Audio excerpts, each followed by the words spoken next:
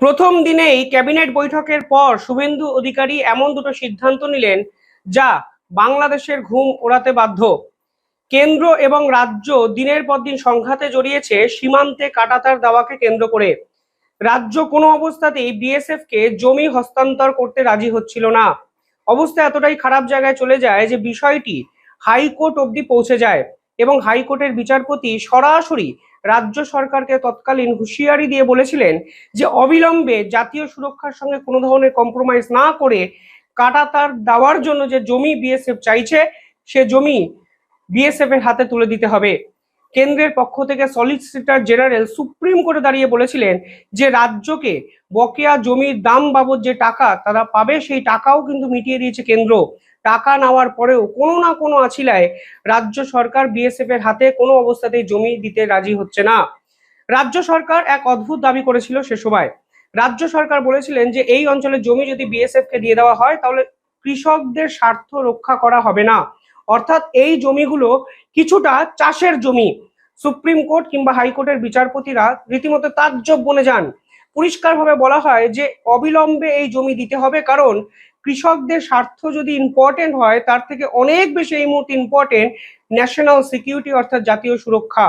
দিল্লি বিস্ফোরণের পর সরাসরি নাম জড়িয়ে যায় মুর্শিদাবাদের এবং মোহাম্মদ ইউনূসের সরকার বাংলাদেশে আসার পর আনসারুল্লাহ বাংলা টিম একের পর এক কায়দায় মুর্শিদাবাদ মালদার বিভিন্ন জায়গায় অনুপ্রবেশকারী ঢুকিয়ে স্লিপার সেলকে অ্যাক্টিভ করার চেষ্টা করেছে, তা একাধিক গোয়েন্দা রিপোর্টে আজ প্রমাণিত।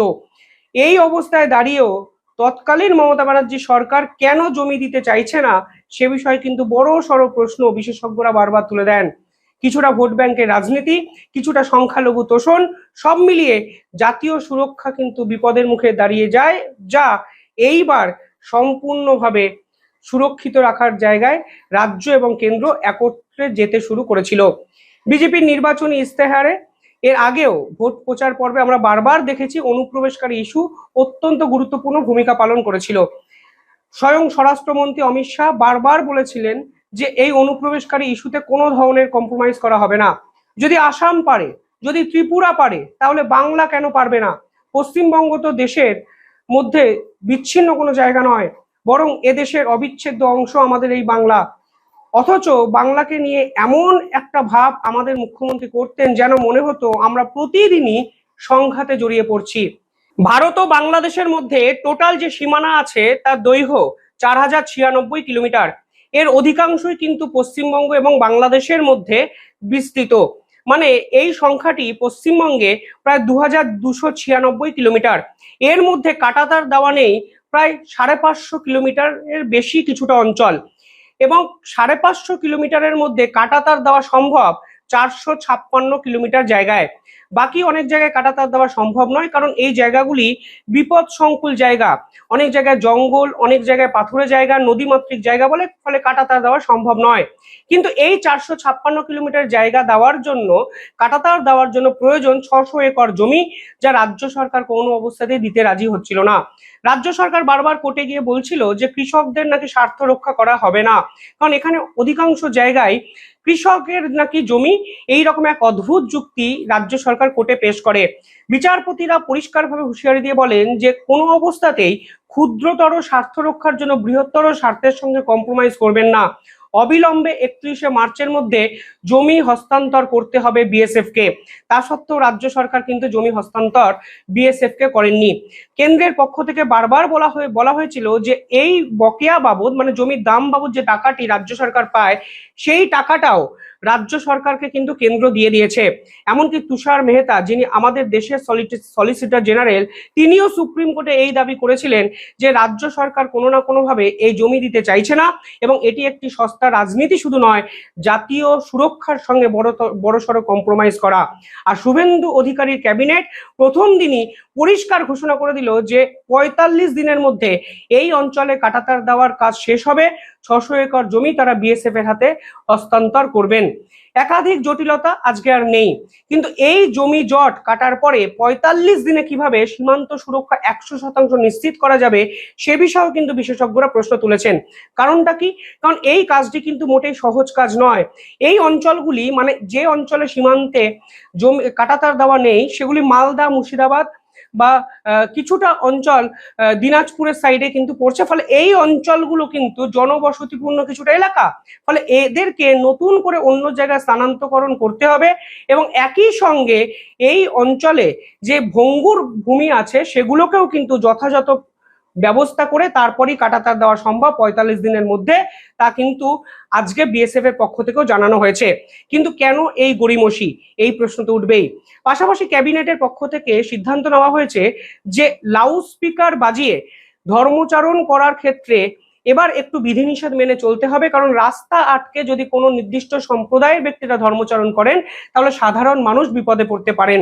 ইম্পর্টেন্ট যেটা বিষয় তা হলো এক্ষেত্রে বলা হয়েছে কোনো ধরনের চরমভাবে কোনো পদক্ষেপ এক্ষেত্রে নেওয়া হবে না। প্রাথমিকভাবে এদেরকে বোঝানো হবে যে রাস্তা আটকে যদি ধর্মচরণ করা হয়, নামাজ পড়া হয়, তাহলে অন্য সাধারণ মানুষের বিপদ হতে পারে, সমস্যা তৈরি হতে পারে, যানজট তৈরি হতে পারে এবং একটি নির্দিষ্ট মাত্রায় লাউড স্পিকার বাজানোর কথাও কিন্তু রাজ্যের পক্ষ থেকে বলা হয়েছে, যে একাধিক আজকে পত্রপত্রিকায় প্রকাশিত হয়েছে। আবার অর্থাৎ ক্যাবিনেটের পক্ষ থেকে পরিষ্কার বুঝিয়ে দেওয়া হলো ন্যাশনাল সিকিউরিটি এবং ইন্টারনাল সিকিউরিটি এবং সকলের সমান অধিকার, এই পুরো বিষয়গুলো টপ মোস্ট প্রায়োরিটি আমাদের সরকারের। এবং এই পার্টিকুলার বিষয়টি সামনে আসার পর বাংলাদেশের পক্ষ থেকে একাধিক বিবৃতি আসছে, ভিডিও আসছে।